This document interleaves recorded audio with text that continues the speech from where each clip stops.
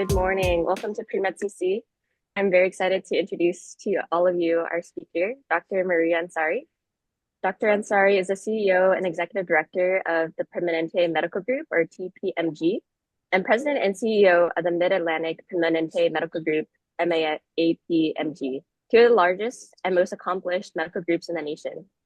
Together, TPMG and MAPMG have more than 11,000 physicians and 44,000 staff, delivering high-quality healthcare to more than 5.2 million Kaiser Permanente members in Northern California, Maryland, Virginia, and Washington, D.C. Dr. Ansari is also the co-CEO of the Permanente Federation, a consortium of all the Kaiser Permanente medical groups in the nation. The federation supports the work of 23,000 Permanente physicians and 80,000 staff who serve 12.6 million Kaiser Permanente members. Previously, Dr. Ansari has served as the physician-in-chief for the Kaiser Permanente San Francisco Medical Center since 2014. And Dr. Ansari became chief of the cardiology department at Kaiser Permanente San Francisco in 2007. And she has also served as chair of chiefs of cardiology at regional and national levels. Please welcome Dr. Ansari. Thank you so much, Kirsten. Can you hear me? Yes, we can hear you. Yeah. Okay, great. Well,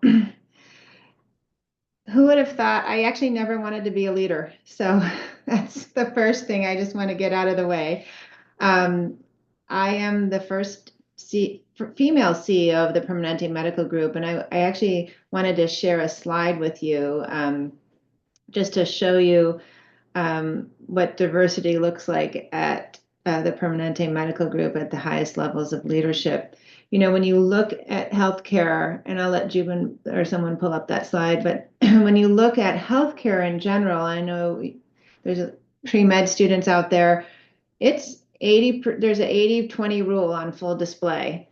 So this is our history going back to 1957 of all the CEOs of this great medical group that I'm proud to lead at the current time. You can take it down, but it's just an example of what we're seeing across the country in healthcare. 80% of the workforce is women, and only 20% are actually in leadership roles nationwide, and less than 4% are actually CEOs of healthcare companies. So it's a major disparity between what we have in the pool and what we have at the top. And that 80% are not all physicians, but not all physicians are CEOs of healthcare companies. So there's or medical groups. We see that nationwide too. If you look at the presidency of the United States, with half of our population being women, the chance that we would never have a female president is about 1 in 18 trillion, if it was just by chance. So having females at the top is just an anomaly, and hopefully one that we can change. But today I don't want to just focus on gender, although it'll come in. I wanted to talk a little bit about all of you and your journey, and try to relate it back to mine. So I actually have a few lessons that I wanted to share at the very beginning, and then kind of parse them out and weave that into my story. So the things that I would say to all of you, and the best advice I can say is be fearless, be yourself, know your purpose or know your why, and take care of yourself. So those are kind of the main takeaways that I hope you get from today.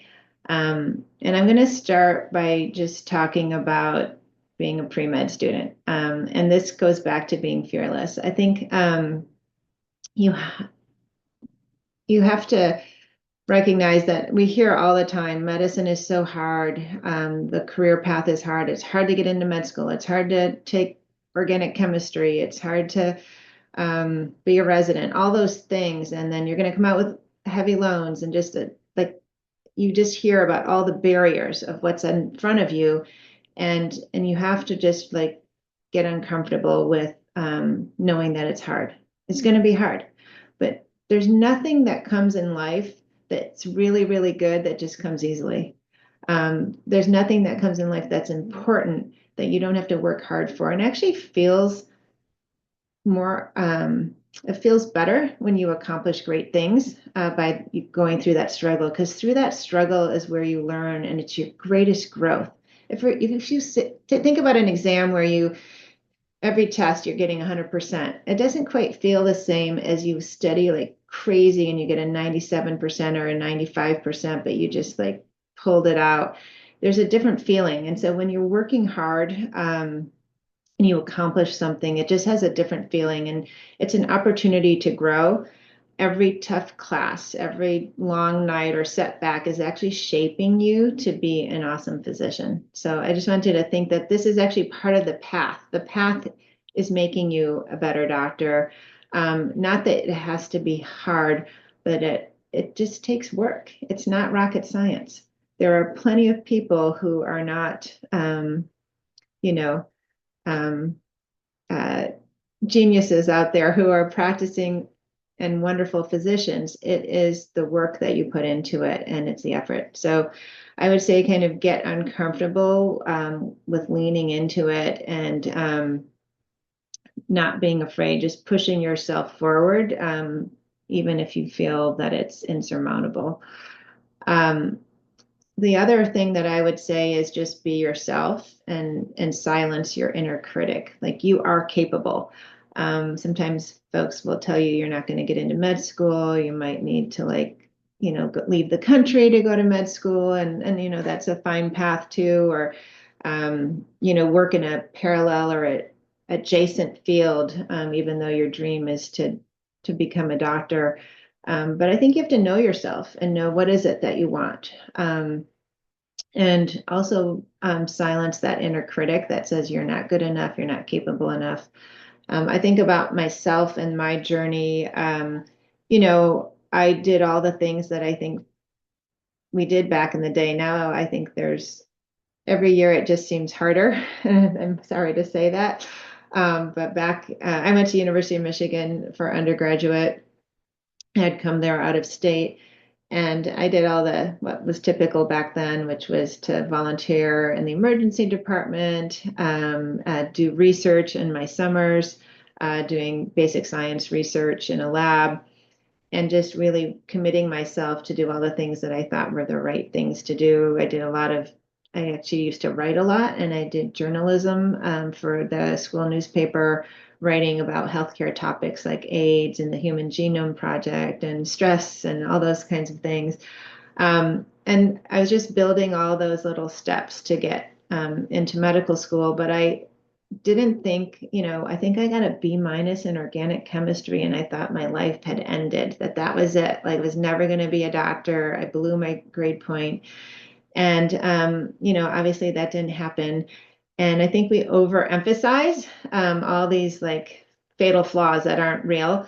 Did fine on the MCAT, didn't blow it out of the water, but did fine. And I think, got into many medical schools. And so I think that this idea that you have to be like the perfect student, it's not perfection that you need. It's just resilience that you're building all the way along, and staying adaptable. So once I got to med school, I moved on from there. I didn't actually like my first 2 years, to be honest. I think it's gotten better in terms of like the learning programs. And I went to Michigan, and it was pretty old school at the time. It's really evolved since then.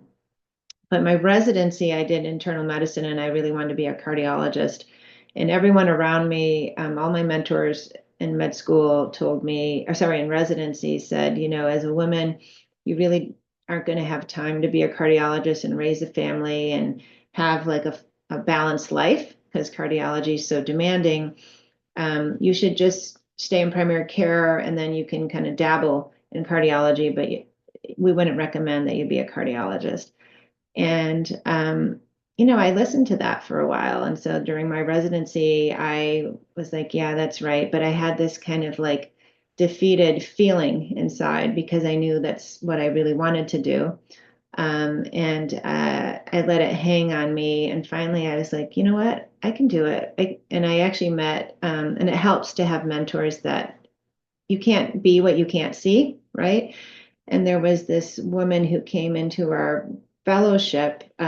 She was about 4'11", originally from Vietnam. It was the first female fellow that I had seen. And she was like the Tasmanian devil. She was just flying around and just took care of business.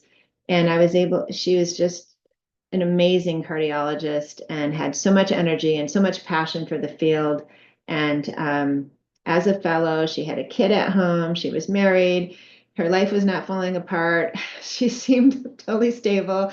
And I could see that it was possible. And I think that helps to identify and look for mentors and also allies, both male and female, that are going to support you and build that support network around you. And I actually became friends with one of the attending cardiologists, went to his house, met his family, and he also was a big mentor and influence on me. And I think seeking mentors out is super helpful. But I had to like let go of other people's opinions about what it meant to be a good wife, a good mother, and a good cardiologist. And I think, there's a quote that I really love, where it says, what a interesting little prison we build for ourselves by the bricks of other people's opinions. And so they're limiting beliefs that sometimes people will put on you. And that's where I say, just know yourself, know what you want, know your why, what's your purpose. And so that's helped me all along my journey, is really being grounded in what's important to me. So anyway, I went on, I wanted to get out of Michigan, mostly because of the weather. And I came out to San Francisco for a medical school conference, and it was so beautiful. And I said, gosh, one day I want to come here. By hook or by crook, I'm coming here for my fellowship. And so I just worked really, really hard during residency. For medicine and to do well as a physician, it's really about learning from your patients, learning from your peers. It's really not about tests and grades. It's really connecting with those patients and learning what you can, and moving on, and working really hard. And when I went to my interview, I remember where I finally went for my fellowship at UCSF. I remember in my interview, they said, we've never taken anyone from University of Michigan, because they had like a beeline from Harvard to UCSF. We've never taken anyone from University of Michigan. Why should we take you? And I remember just kind of looking at him and saying, because, at 2 a.m, if a patient needs something, I'm going to be there. Like, I'm so in, and I won't, like, if it's humanly possible, I'm going to get it done. And I just am so committed to this, and it's my dream, and it's what I want to do. And I will be there every step of the way with our patients to do the right thing. And it's just so much passion for this, and so much commitment, and a track record of hard work. I think it really speaks a lot. I don't remember how I said it, but it just came across, and he always would tell me that he just was really compelled by that. And sometimes you have to tell your story of what drives you. And anyway, so I was there for my fellowship and for about 3 years afterwards as faculty, and I was doing great, and I really liked it. I'm almost done with my story, don't worry.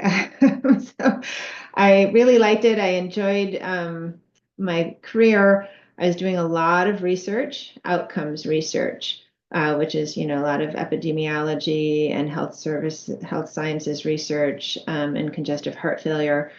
And we were publishing a lot. I had grants. But there was, again, that voice inside of me about why am I here? Why did I go into medicine? And the truth is that I went into medicine to serve. I went into medicine to take care of patients. That was really important to me. That connection, the human connection, was important to me. And I didn't enjoy that 80% of my time at that point had been converted into meeting the needs of a grant that was funding my research. And I didn't feel like I was doing anything that no one else could do. I felt like anyone else could do what I was doing. I felt that I was not curing cancer. I was not innovating some new procedure or new device. And so I just tapped back into what's important to me. What do I want? Because it's my life and I'm spending, 80 hours a week here. Where do I want to go? And I realized that I really wanted to fix a broken healthcare system. Um, and I want to take care of patients. And so I just looked around and thought, like, at that time, I was doing a lot of my research actually at Kaiser Permanente because there's just a huge database of patients there because they've been on they've been keeping a track of electronic records for decades, way ahead of other areas, and it's all contained. And so even when I was at UCSF, I was doing a lot of my research at Kaiser, and I just was watching this model of care that was different. And what I saw was that patients from end to end, that there was this aligned incentive. So if I'm a cardiologist in a fee-for-service world and even in academics, and my patient never has a heart attack or never has a stroke, it's kind of hard to make money because you're not billing for the procedure, for the echo, for the cardiac cath, for the, cardiac surgery. The system's not making money until you get sick. But in the system that I was studying, wellness became the asset. If the patient did better, which is the most desired outcome for the patient, not to have a heart attack, not to have a stroke, the whole organization was lifted up. So it kind of flipped healthcare on its head. And I realized that I was on the wrong bus. And I really thought about, the people down the hall from me had just published this article that said, using Kaiser data, that if you're a Kaiser Permanente member and you live in Northern California, you're 25% less likely to die of a heart attack or stroke. And it just totally resonated with me. And so I'm like, I'm on the wrong ship. I need to move. And I want to get back to patient care because that's what gives me joy and passion. And you get direct feedback. So I went in, I applied there. And this is just going back to the gender piece. I applied to San Francisco Kaiser, and they only had a part-time job. And I said, oh gosh, I've always worked full time. I'm used to working so hard my whole life. I can't possibly work part-time. I already had a baby at that time. In fact, I interviewed 2 weeks postpartum. The first outing, the first outing was to go to my interview. And my husband had the baby in the car while I was interviewing. Um, anyway, I declined the job because I felt that I needed to work full time, and I ended up taking a job at Kaiser Los Angeles, which offered me a full-time job. But eventually, I made my way back to San Francisco when they opened up a full-time job because I missed being in the Bay Area. And I just put my head down and took care of patients, and I loved it. It was what gave me jam and joy, and I never ever thought that I wanted to do anything beyond that. I just believed in the model of care, take care of my patients, and do good things. And then in terms of the leadership journey, people kind of tapped on me and on my shoulder often to say, can you help with this? Because I was kind of a problem solver. I like to fix things. So when I see a system that's not working, if I see a pathway that's, kind of having redundant steps or doesn't make sense, I felt a lot of autonomy to try to fix it. And I felt the culture that I was working in was very supportive. Like, if you see a better way to take care of patients, we should do that. And so there was this relentless focus on improving quality, improving care pathways. And so I was very involved in that. And then I saw that people started to come to me and ask me for advice or help on streamlining care. And that was kind of cool. And I enjoyed that. And I felt like helping my peers made a big difference. And so within 3 years of starting, they asked me to be chief of the department, which I thought was just nuts. I was like, why would I be chief? I just started.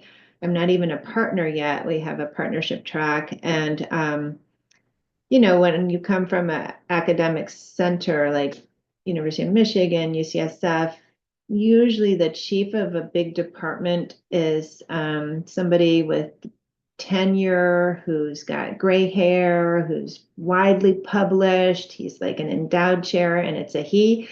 And the idea that I was seriously the youngest person in the department and the newest hire to be chief just seemed like almost laughable that I should be chief. But there's no hierarchy at Kaiser Permanente. Like they really try to flatten it, and it's really about doing the work and leading people and making change and innovating. And so I had to like flip that in my head and have several people cajole me into taking the role, which is not unusual, particularly for female leaders and many and others too. Sometimes we'll say that it's reluctant leadership, reluctant. Some people are just eager to always take another title, climb the ladder. The types, right? We used to call them gunners. And But then there's a different type of leader who's really just there in service of somebody who is trying to do the right thing for the organizational good and is lifted up. And so sometimes it's the person who least likely wants to have the job that is the most qualified to do it, or the best person to do it, because they're not married to the title. They just want to do the right thing. And that's who I was. And so I took the role, and it just went on from there.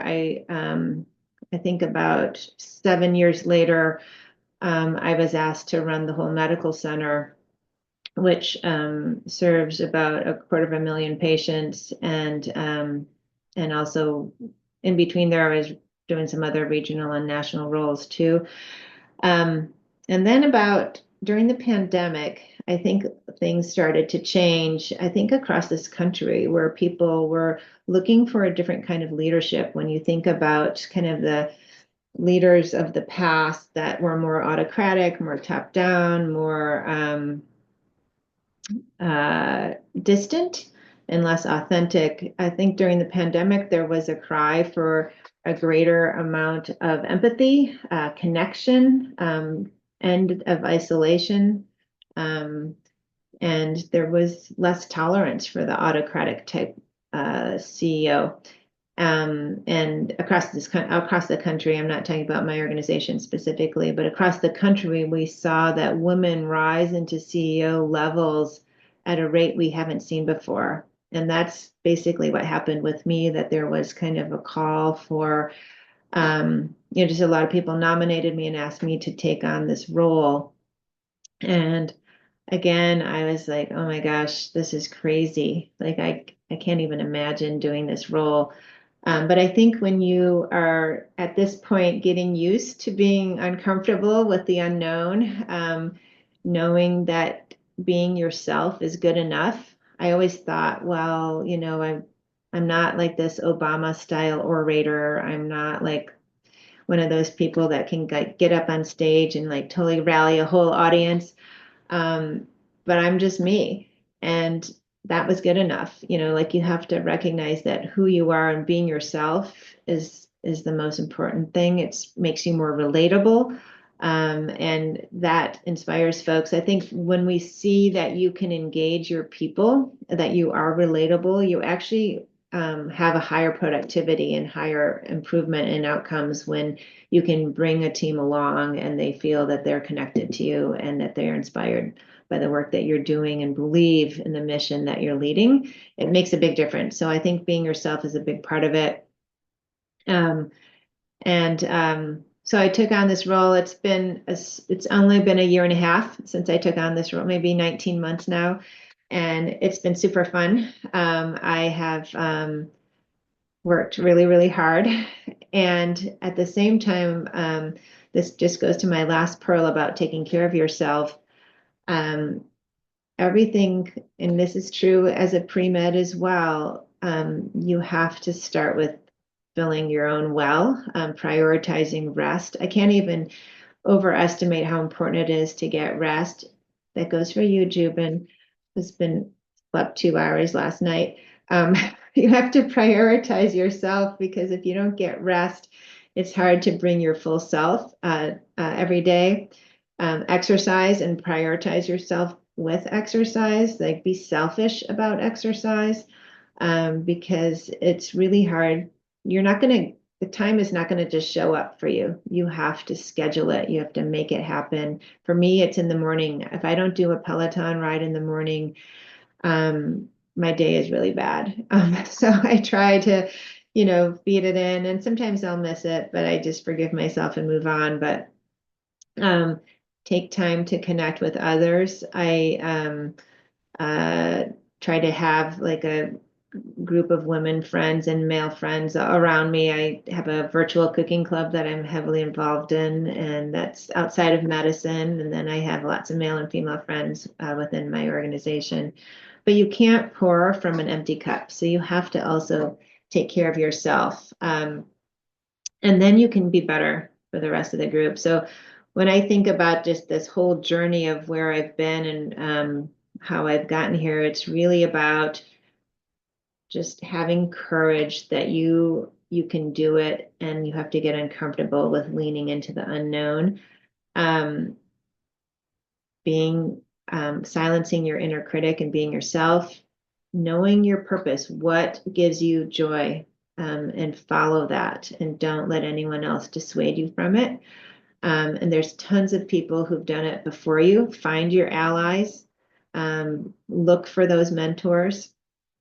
And I would say one other thing is, if you're going in this journey and you've moved ahead, to look behind you and around you to see who's missing, and also bring them along as well, because you can help lift one another up and lift up those voices. And then take care of yourself. When I started with being fearless, fearlessness comes from a strong mind and a strong body. So, you've got this. The world needs fearless physicians, so why not you? And that's how I feel. I feel like, it's really about creating the doctor of the future. And I'm going to end with just a couple comments about doctoring. I think the physician of the past was one that, was in an office and took care of a patient's disease, and, whether it's hypertension or liver disease, whatever it is, or a surgical problem or a foreign body removal, or a trauma case, you're just taking care of that incident. It's almost transactional, siloed. But the doctor of tomorrow is really taking care of that whole person. And that includes all the societal things that they're sitting in, with its food insecurity, social isolation. All of that comes into their health status, and you end up having to take care of the whole being. And in order to do that, we're almost like a public health service in some ways. When you're managing diabetes, you got to think like they can only afford rice and beans. And how are you going to manage that when their glucose control is so affected by their access to healthy food, and their poverty level, for instance? And so the doctor of tomorrow requires a whole skill set. And don't be dissuaded by whether you're like an expert in organic chemistry, because that's not going to help you take care of this patient that's in front of you, and all the societal, social determinants of health that surrounds that person. It takes a person who, honestly, I think the most important quality to be a great doctor is someone who cares. And I know it sounds really soft, but I really truly believe that that's what, because when you care, you learn. When you care, you push yourself, and your job is not only to do the work, but to improve the work. And you don't do that unless you actually passionately care about the people that you serve, whether you're in leadership or the people that you serve when you're a practicing physician. So I'm going to end there. That's really the biggest pearls that I have to share. And I know you have questions for me, so I'm ready to take them on. Thanks for listening to my story. Thank you so much, Dr. Ansari, for that like kind of beautiful like from start to where you are story. My first question is like, what does it mean to be a partner? Yeah. So it's almost like a tenure track. So in academics, so there's different practices, right? You can go out on your own and hang up a shingle and work in a solo practice, and you're on your own. That's becoming less and less of a thing, obviously, in organized medicine. Or you can be in academics where you are, you come in as an associate professor and then you become full professor through a tenure track. It kind of um, uh, ensconces you into the kind of some guarantees as to job security. But in our organization, a partner is someone who it's a private corporation, and so it's like a law practice or something where you buy shares into the organization, and in order to do that, you have to be voted in. So you work for a couple of years, you're kind of learning the group, see if they want you to be part of their group long term, and you buy kind of stock in the company to be a part owner, and you become a shareholder of the organization, and you have voting. It comes with voting rights and shared ownership of the company. Okay, that really Because clarifies that part. in our organization, we're physician led and physician owned, which is a little unusual because most physicians are employed by either a private equity firm, retail, academic site, but we are physician owned and led, so we're partners. One question that I kind of had, like personally, I'm kind of considering like the MD versus MD PhD route. And so hearing your story about like how you're kind of doing research and then you felt like it wasn't really for you, was that kind of like another part of like why you chose specifically MD versus like MD PhD, or what were you kind of considering when you were applying to like med schools? Yeah, it's interesting because so much of what I did in my path to get into residency and such were all the things that I thought I was supposed to do, right? Like I thought I'm supposed to do research because that's how you get into anything. So I didn't do it because I was like, oh my gosh, I want to like really learn how to do research. I did it because I thought it was basically a gate to enter. And so I went through the motions. I did it. I published. I was really, like, I feel like I did one summer, I published in a paper there. I did another summer, I published in like the Journal of Hypertension. It wasn't like, I didn't just go through the motions. I like put my all into it, but it just didn't feel like, oh my gosh, this is like, I'm feeling really good about this. I didn't. It's important. Research is super important. I learned a lot. I learned to be able, when you do research, you learn how to critically evaluate other people's research, which informs your practice. So for sure, it was very valuable. Like in the back of my mind, this is a horrible thing to say, but sometimes I feel like we use students to do the research for faculty that don't have time to do it.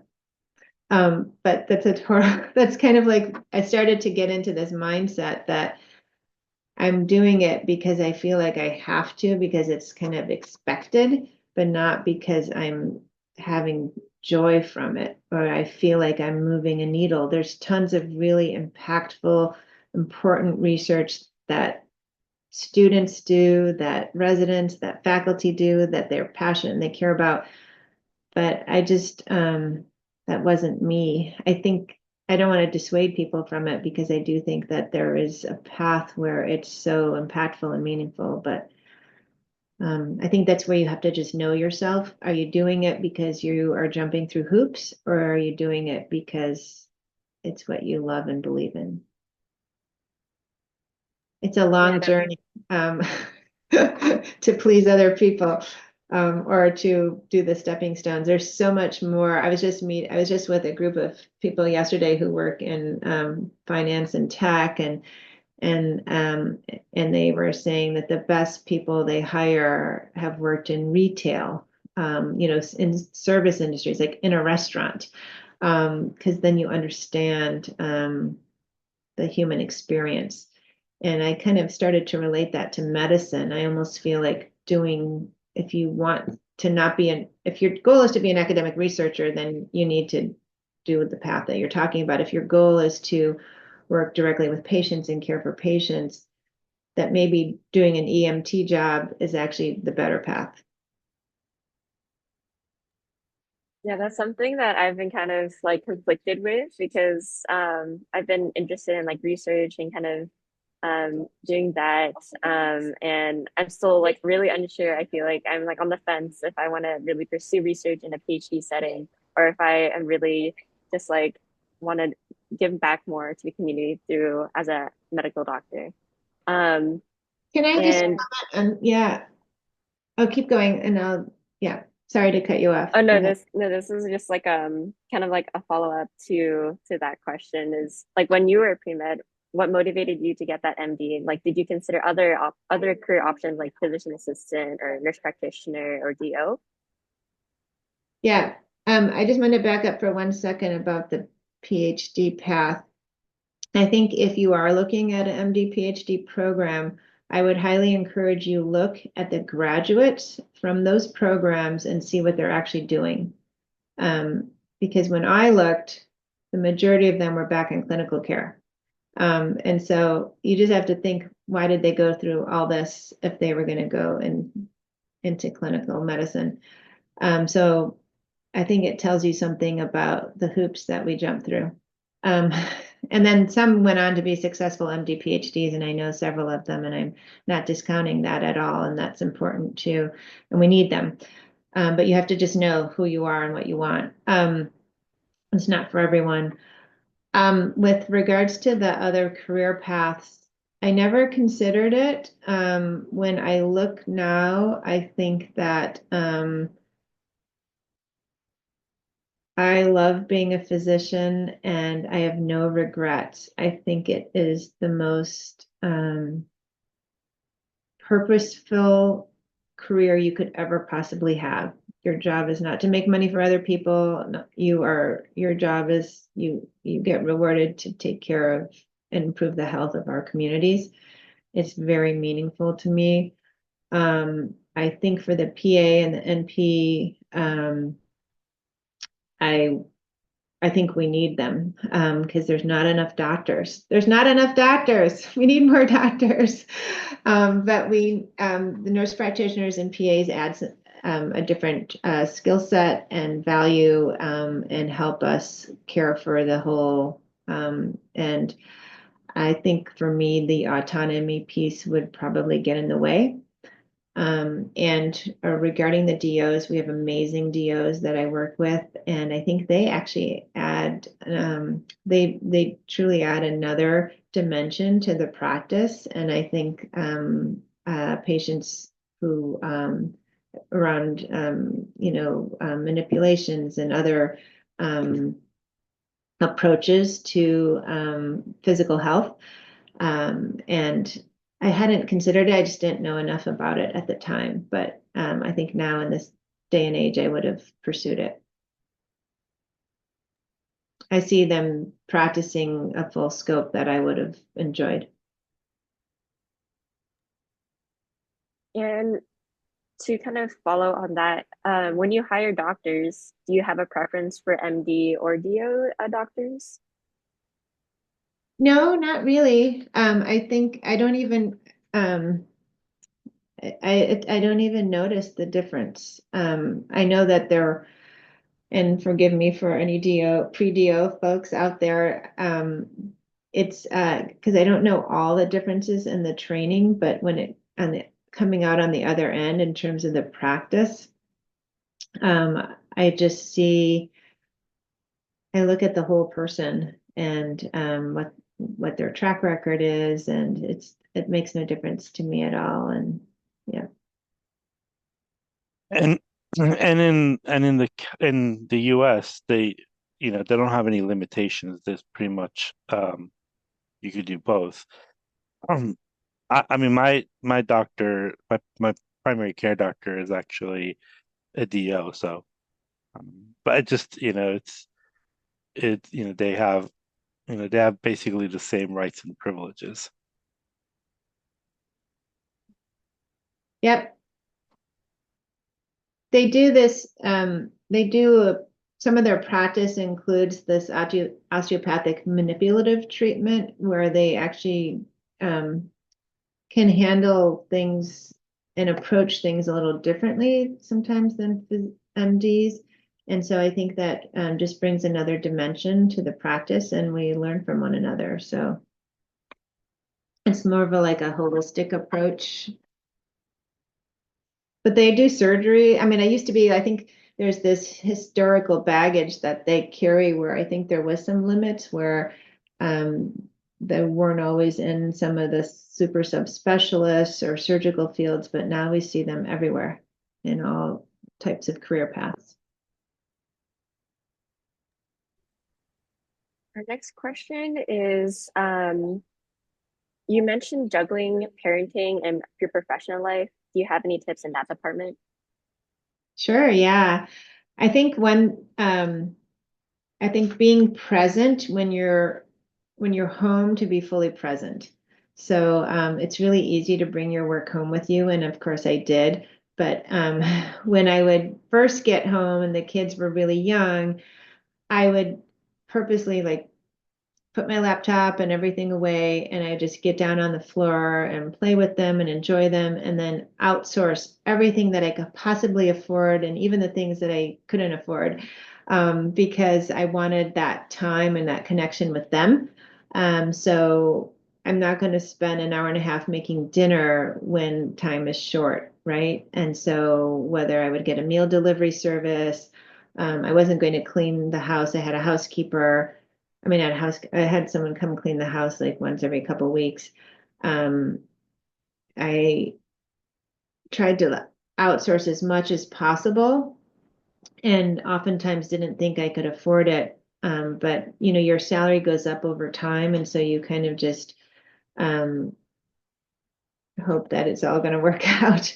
But I really tried to use my time wisely. The other thing I would do is I would schedule. I wouldn't have vacation like 2 weeks here and 2 weeks there. I would kind of make my vacations a little shorter, like maybe a week of vacation here, a week of vacation here. And I would sprinkle every month, I would sprinkle 1 or 2 weekdays off, where I was just off, or maybe a half a day off. So I could go volunteer in the lunchroom. I had a minivan, not proud to say it, but I did.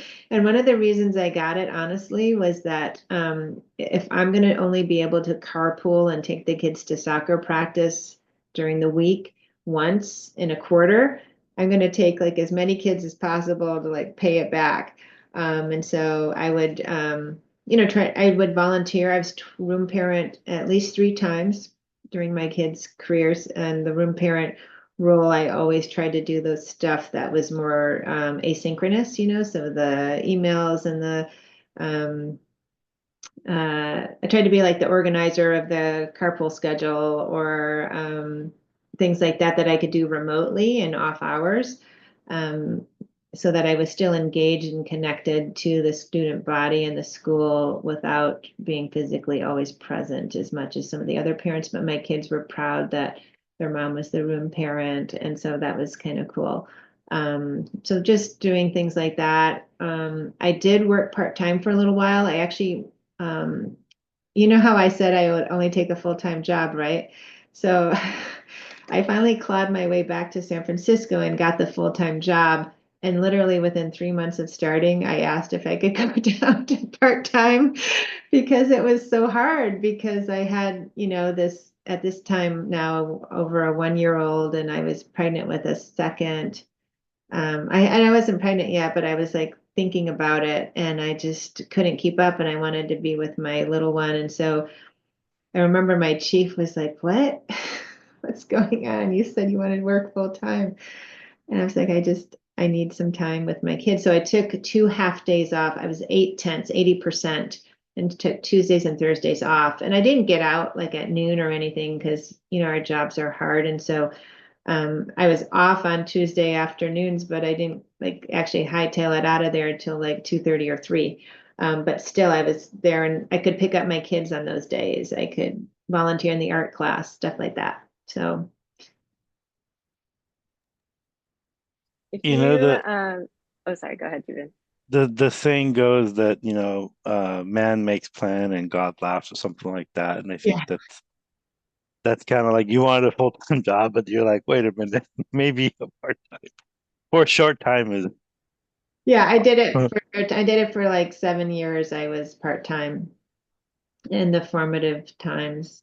And also your partner, your spouse, marry well.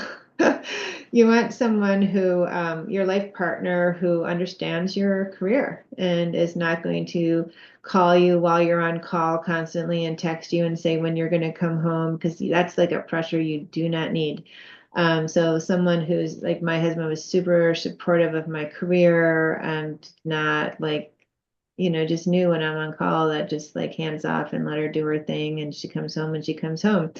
But I noticed that at work sometimes people's spouses were like, when are you coming? Are you gonna, and I just planned everything out. Like when I'm on call, like just don't even expect me. And if I get home, it's a bonus. And then I would map out, like in the very first meeting of school, I would look at when are the field trips, any social engagement. I would just map out my call schedule so that it was like fixed and I was blocked. And course, then life changes, right? And then people, oh, I'm going to move it to April 2nd instead of April 3rd. And you're just like, I just switched my entire life around for this. So I guess I'm not going. But that's okay. It was fine. It's good. And, I think my kids were proud of me and to this day are super, okay, none of them are going into medicine, but my son still might, there's hope. I have not pressured them, but they are very grateful, I think, and proud of the work that I do. And I do think it makes them more resilient and they're super connected to me. I did not feel like an absent parent, if that helps. They're not in therapy. They survived. There's nothing wrong with being in therapy, by the way. I just meant like they're as crazy as any other kid their age. If you don't mind me asking, how many kids do you have? I have 2 kids. I have a 19-year-old son who is in Seattle at UW. Doesn't know what he wants to do, but every once in a while he kind of talks about sports medicine because he's really into sports. And then my daughter is in New York City and she works for a consulting firm. That's awesome. She's 22.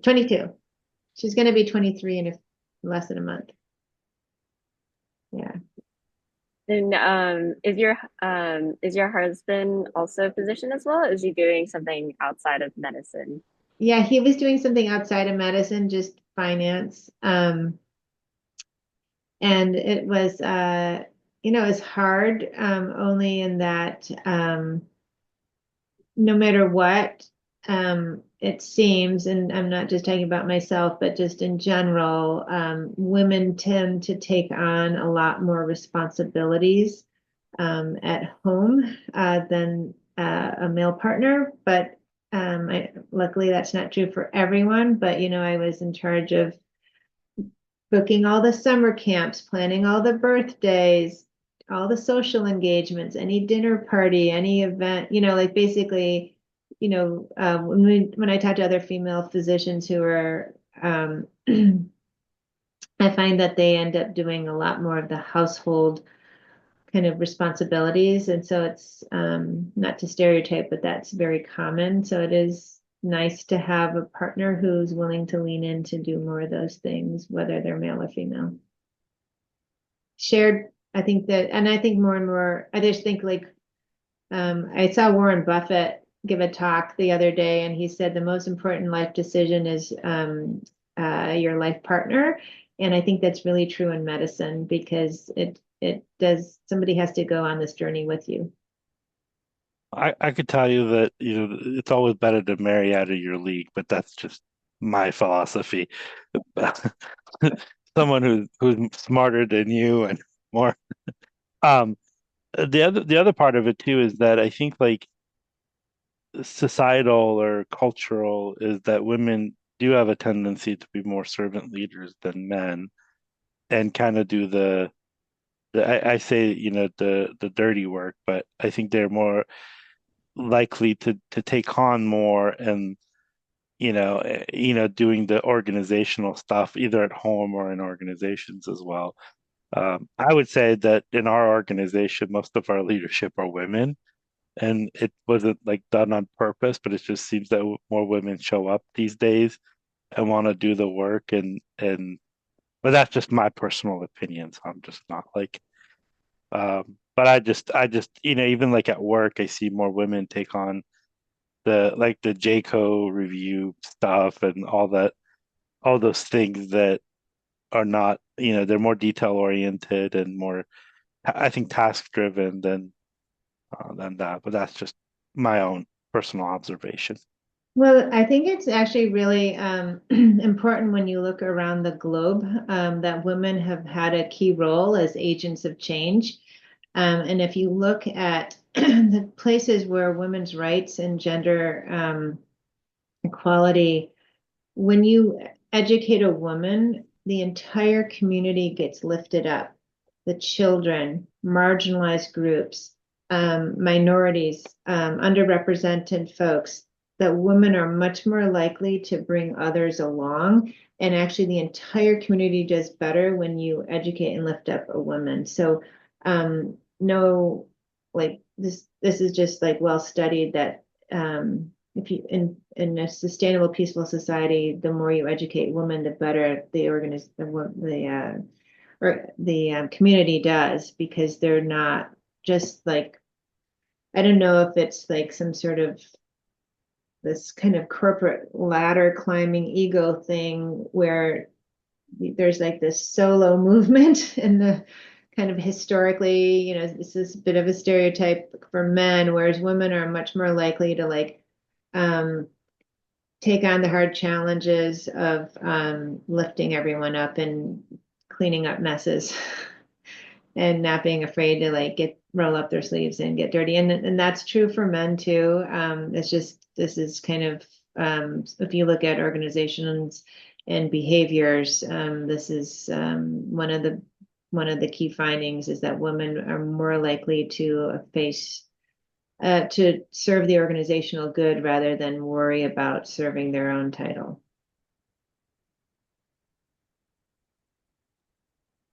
Going back into the Q&A, a student is asking, how do you decide to really make that decision to enter kind of like the business side of medicine? Were you interested in entering that part of business, like the business aspect of it? I'm not at all interested in the business of medicine. That's the crazy thing about why I'm here. But there's a couple of things that motivate me is, first of all, I had no interest in it at all going into anywhere along my journey. I think what I am most passionate about in my organization is lifting up the physician voice.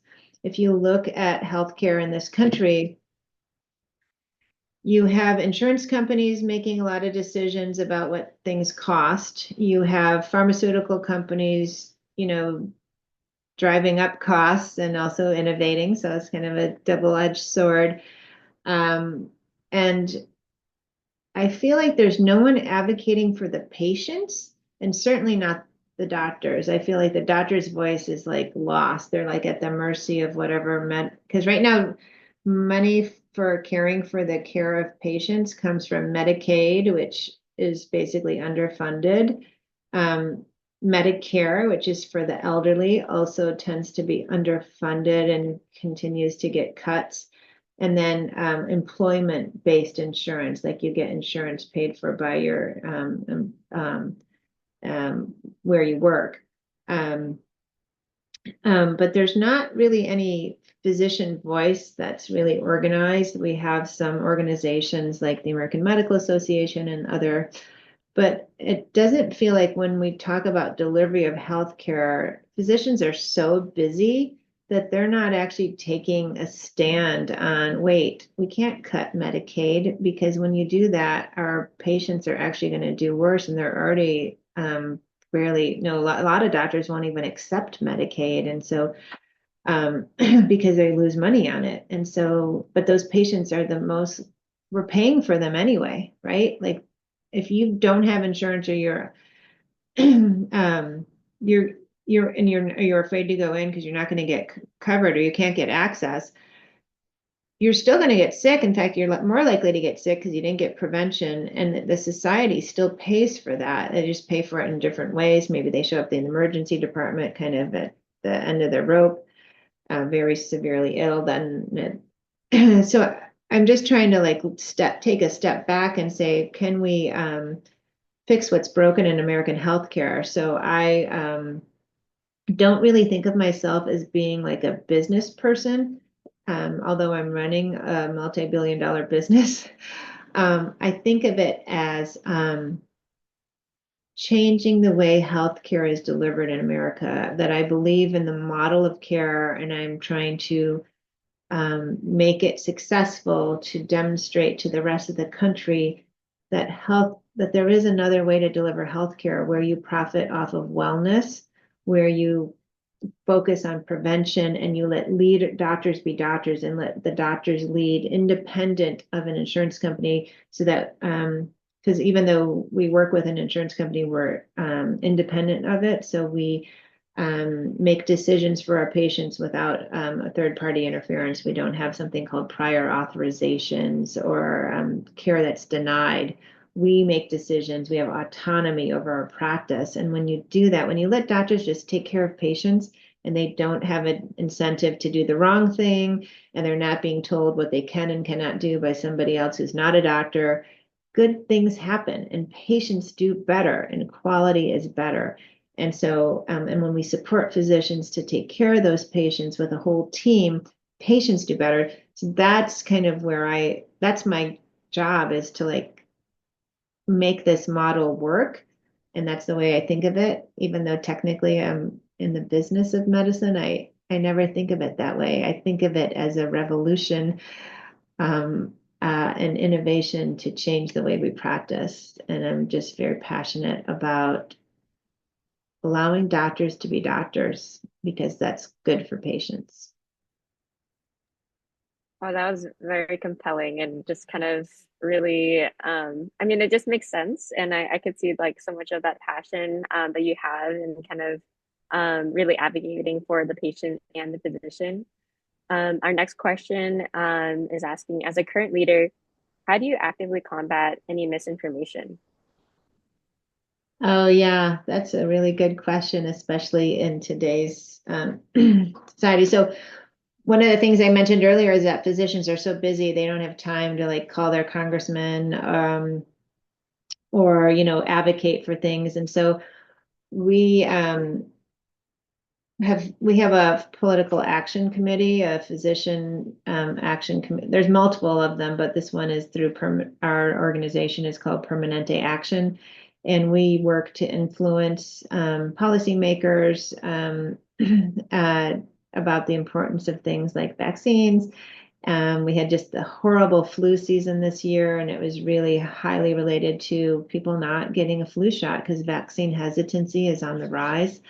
That's one area. So we do a lot of public service announcements through one, through advocacy, and then two, through social media, and promoting the right answer. Medicine's not black or white, but trying to do myth busting. We have some Facebook Live events. We have Instagram and LinkedIn type posts to try to dispel myths in medicine. It was particularly true during the pandemic, but even now it's super important that we get out the importance of what we know is evidence-based to improve care. And this is kind of like in a different like a different topic area, but what do you think is the reason that students really decide to pursue a career as a physician compared to other ones like as a PA or a nurse practitioner? Could you say the first part of it again? Yeah. What do you think is the reason why students decide to pursue a career as a physician compared to other ones like PA? Like kind of going back to like your reasons piece? and Yeah.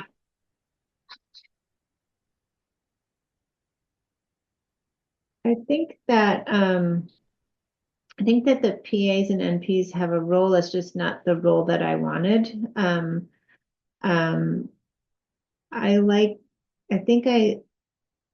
don't think of myself this way, but there's something about having full autonomy that is important.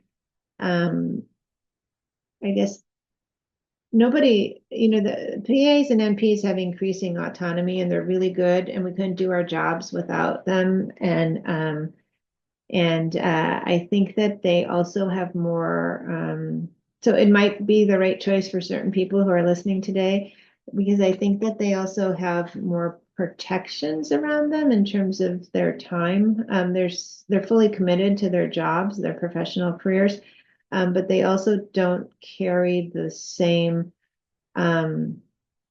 level of ultimate responsibility and accountability. They're obviously accountable for their work, but there's oftentimes, depending on the state, working under a physician license. And so at the end of the day, the buck stops with the physician in many practices, not all. And I feel that I should be responsible for the care that I do. I think for me, it was about autonomy. I guess I didn't also think about it too much. We hadn't seen the rise that we have now of PAs and NPs, and we do need more because we have so many areas that I want to just say really bluntly that there's not enough primary care physicians in this country, and we will anticipate 100,000 physician shortfall by the end of the decade. As people are aging faster than we're growing as a society, there's this huge demographic shift. It's the biggest demographic shift in our lifetime. People aging into the senior population from the baby boomers are now seniors. And there's just not enough people to care for them. And so we need PAs, we need NPs, and we need MDs, and they all are viable options. It's just, for me, it was more about the autonomy. Yeah, and I think like for anybody that's making this choice, you have to like do your research because it's a personal thing. Like the training is very different. Even like the way the delivery, but also like it's very, being a PA in California is very different than Nevada. Like there is different levels, what you can write as a prescription. And then I think like just doing a little bit of research behind that. And for some people, hey, you know what? I just want to show up for 8 hours and do this and have limitations and have to have a physician sign my, prescriptions or my chart and all those different things. That to you may be fine. For you, you'd be like, there's this quote I remember, like, if it's to be, it's up to me. Like, for some folks, that's just not like something you're okay with. Like, if I'm going to see this patient, I'm going to be responsible for it, and I want like to be the last, end of it or the last word on it. And that's something, and so that's something like it's such a personal thing. I know that there's a lot of PAs that are really happy what they do, and there's a lot of PAs that don't like what they do. And so I think it has to do with also with so it's just you're gonna have to make that call. And where you want to live really affects because some PAs in some states are very limited to other states. And that's just, you have to make that choice for yourself. And I think it's a personal thing. For some folks, you know, one would be fine and not the other one, and vice versa. Yeah, I should also add that I went to medical school thinking I was going to be a surgeon. And physician's assistants are awesome and they assist in surgery all the time, but they can't actually lead the surgery. And so in any state. So they don't actually like perform the full surgery. They'll help, they'll do parts of it. They're super good at what they do. I mean, it is a team. They're part of a team, a collaborative team. If I'm in the ED, I would love to see a physician's assistant. I think they actually sometimes have a different skill set that's better than some of our doctors, right? Because they are used to dealing with trauma and fractures and all that kind of stuff, foreign bodies, that an internist might not be as good at, for instance. So they're part of just a bigger team. And I think especially around surgery, I wanted to be the person doing the surgery and leading the surgery. Yeah, and medicine and healthcare is such a team approach. You know, um, in the on cardiac care, the perfusionist works the machine, and if you ask the surgeon how the machine works, they'll be like looking at you, or like the ventilators, or so everything is very specialized, and I think like that's why it's so important for you to do your research as a somebody who's making a commitment for the next 30, 40 years of your life, and what you want out of your life. And that's why, like for medical school and all these different things, there's all these requirements for you to shadow and that you make an informed decision. And I think um and it's such a personal decision. So It's a shorter path. I mean, they think they have 2 to 3 years of master's level training in the PA school, for instance, super well trained, but it's a shorter path. I think salary wise, depending on again on the state and the field, less than physicians, but I think they still do pretty well. And no, none of them are starving. They are all employed. They're pretty recession proof. We always need PAs. So shorter career, shorter path, less student loan debt. I mean, for some people and it's very fulfilling and they're part of a great team and they're essential. So I think it's just a matter of like, where do you see yourself on this part of the team and where do you want to be on the team? And it probably is a good idea to shadow because, yeah. I mentioned surgery just because PAs tend to do a lot more like procedural type fields and NPs tend to do more primary care type fields, but they do cross over a lot into especially the medical subspecialties. There's a little bit of both.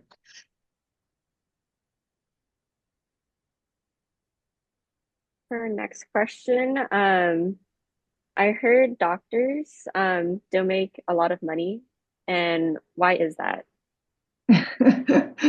compared to tech CEOs, yes, they don't make a lot of money, but I don't know, Yeah, you could probably answer that a lot better, but I don't know any starving doctors, but that's just that's what I was gonna say. They're all doing fine. I think that uh, I think the tech industry, especially for those, is everyone here? Is this like nationwide? Yeah, yeah. yeah. Well, living in the Bay Area, you just are surrounded, and I think, many parts of this country, the tech industry has just changed the way that we think about work. There's these preconceptions that you like work 10 to 3 and have foosball and like all these great benefits and great salaries coming straight out of college and no debt and all sorts of like great stuff. And that's great. But my brother's in tech, he's in AI. He has a PhD in AI out of Cal, and I think he's getting ready to retire at the age of like 41. But if you ask him and you ask me, he always says I'm overpaid and I don't have the same purpose and meaning in my work that you do. And he doesn't get joy from his work. And I'm going to work for a long time because I like it. And I make time to enjoy other things outside of work. But it is pretty recession proof. You will not starve. We do have more and more student loan forgiveness, particularly for working in not-for-profit. And also, I think we're going to see more and more for primary care because of the deficit, and more realization that that needs better pay. Because I think the idea that physicians aren't making money is mostly in the primary care fields, and I think that's shifting and changing. I think the real thing about physicians that is, I think the hard part, it is a lifestyle. It is your entire life, which I do think differentiates you from PA and NP, is you're pretty much always on. People, you don't, if you were sitting at dinner next to a lawyer, or sitting at dinner next to, say, a tech person, and you wanted to ask them all sorts of questions about your personal issues, they can kind of like shut the conversation down, and it seems reasonable. You don't want to bother them with all your legal issues. But with medicine, it's really hard to people expect you to be fully on and compassionate, and almost like a person of the cloth, like a minister or a rabbi or a imam. I feel like you are always on, and people don't really see a boundary there. It's like you are all being a physician is more than just the job that you have. I don't know if that makes any sense. It's who you are as a person. And then you can do so many other things besides doctoring. You can innovate in healthcare, you can work in tech, you can do other things. Your career doesn't end just in the exam room, or in the operating room, or in the hospital. So I feel like there's just a greater calling. And so it's not really about the money, but you will be paid, and you will live a fine life. And you will live within your means, but don't go into it to get rich. There's a lot of other things you could do to get rich. Yeah, you want to get rich, yeah. But it is consistent, it is meaningful, it is when you think about your purpose of why you're on this earth, it is, I think, to care for one another and to make it better. And you do that through many ways. And for me, it's through medicine and healing. Yeah, I think unemployment for physicians is so low that the Department of Labor doesn't even keep that statistics. That's That's a good point. I'm like sitting around and seeing my friends getting laid off from the tech industry, I know lawyers who can't get jobs, who lose jobs. You don't see that for physicians. Well, this is one thing I always used to say. I can go, and this is because of my immigrant roots. My family's originally from Iran, and I used to go visit them when I was little. I was born here, but I have grandparents and cousins and such. And I remember a very impactful thing, and it was probably the time that I decided that I wanted to be a doctor. Was I was with a group of physicians volunteering in this remote countryside, up in the mountains. And we came out of our tent the next morning. We had just arrived the night before. We had to go off-road on a Jeep, and we were in this like camel hair tent, and I saw nobody. Like, we drove for hours, and I saw nobody off-road. I wake up in the morning, and there is like 200 people outside this tent to see the doctor from America. I just kind of like recognize that there's a humanity in medicine, and that you can go anywhere in the world and people are going to give you bread and water and yogurt and chickens, but you will not go hungry, and you will be cared for, and just plop yourself down somewhere and you will have a home and a place to stay. And I think that's an incredible thing that can't happen in almost any other field. Yeah, I heard that doctors they choose to be unemployed or they have other licensing issue. Yeah, there are such thing as not good doctors. Yeah, or that lose their license and such. Our next question is, what is the specific mission and qualities that Kaiser Medical School holds that makes it unique compared to other schools? That makes it unique, did you say? Yeah, that makes it unique compared to other medical schools. Well, I'm on the board of directors for the Kaiser Permanente School of Medicine, and it's really focused on improving kind of that social determinants of health and the doctor of the future. You know, I was making a distinction of the doctor of the past and the doctor of the future, and I think there's just a lot more focus on how we're interconnected. It's a currently tuition-free medical school, which is trying to attract people regardless of their socioeconomic background. We look to find students who match the communities where we serve. And so I think diversity is a big part of it.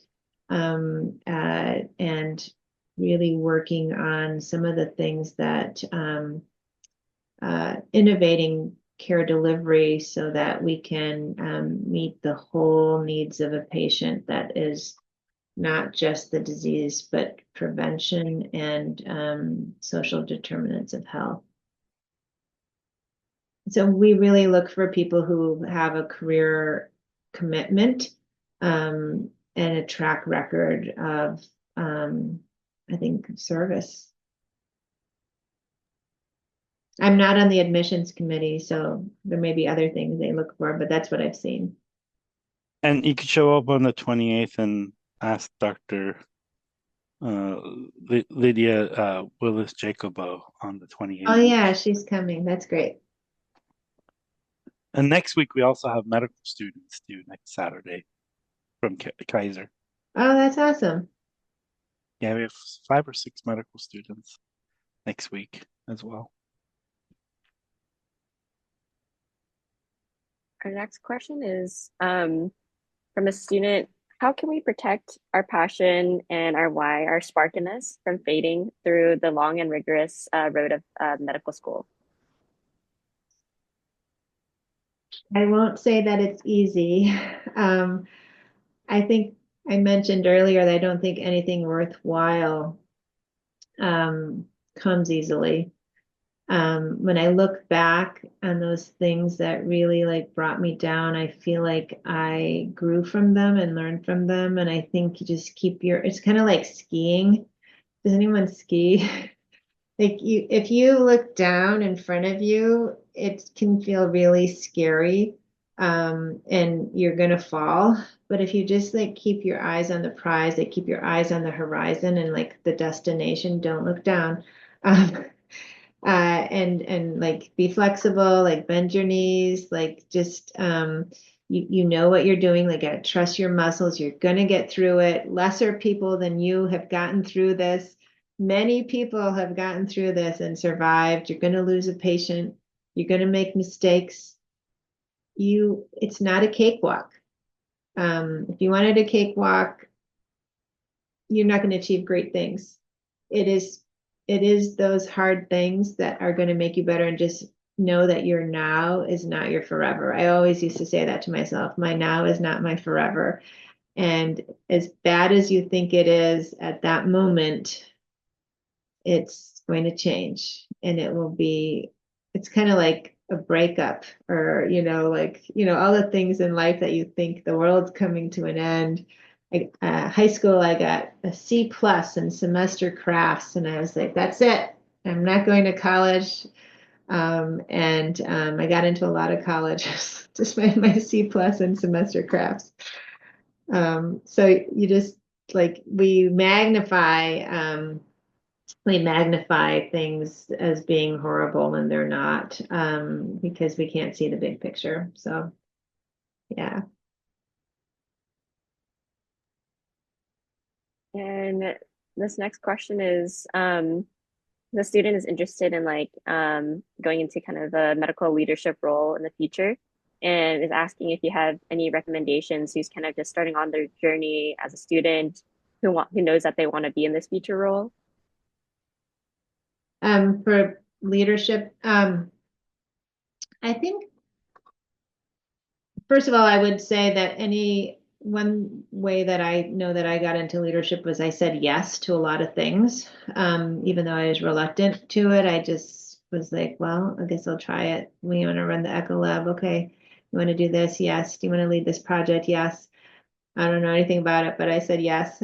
So I think, first of all, just saying yes, looking at people who you are doing a job that you think you would want to do and asking them to mentor you, or, sometimes mentorship can feel like this heavy thing when someone's super busy and someone says, will you mentor me? And you're like, is this going to be like another job? And honestly, it's really just being able to have them shadow you, to talk them through, be around to ask questions when they're making choices. And then I think studying a little bit about healthcare policy, considering a master's in public health or even an MBA is helpful. I don't have any of those, but I did do a master's course in it was mostly around research, but it included some about public policy and some executive leadership programs that I've done for short stints. I think it helped to understand how there's something, leadership in medicine, at least if you're there's two different types of leaders in healthcare, right? One is on the insurance side and all the payers and providers and trying to understand that and how to shape that. And that I really think probably does help to study healthcare policy. But then there's leadership of leading a group or leading a team. And that's, I do a little bit of both.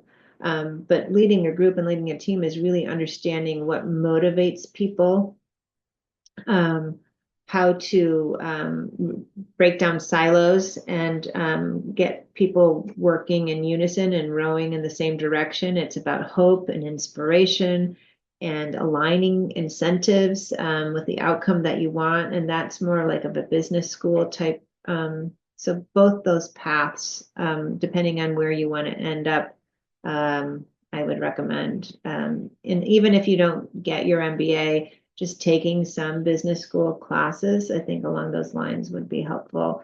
I can tell you that most CEOs of healthcare organizations are not an MBA type. Well, most of them are physicians, chief medical officers that went on to be CEOs. I would just say that leadership is not it's one of those things that you have to get up and do it. And you also, this is just a personal thing. People ask you to be a leader because there's a quality they see in you, and it's not something you just pick up by osmosis. You gotta do it, and people have to see you do it. And like Dr. Ansari, they ask you to do it, So it's kind of one of those things that and I think it starts small. It starts by just right now, if you're a pre-med student, take a leadership in your class of a study group or review sessions, taking those types of things, and you kind of build up on it. That's just my personal opinion. So I think you're right, Juven. I think leadership, for me, the biggest thing around leadership is having courage. I think there's this strange thing, and I think you mentioned it earlier. We have this, people discount this hidden tax of keeping things the way they are and just maintaining the status quo. But a leader realizes that we fail so much more when we play it safe and keep things as they are instead of daring to imagine a different future. And I think that's what a leader has, this vision that it could be different, and has the courage to challenge that and drive. And you have to be able to paint this postcard destination, like, we're going here and I'm going to take you with me and we're going to go there together and we're going to achieve great things. And that is what I think a leader does. And how you train for that, I have no idea. But I think there's it's seeing what's possible in others and seeing if you can do the same. Yeah. I want to thank you, Jubin, because I feel like you've inspired a whole group here, and Kirsten for making this possible today. And I'm just so blessed and thankful that you are interested in medicine. You know, people are telling us that there's less and less people going into medical school. I hope that's not true. It is and always will be, I think, the best career on the planet. I wouldn't change it for the world. And I just want to thank you all for leaning in and listening to my story today. Thank you. Thank you. Thank you so much for coming, Dr. Ansari. Thank you.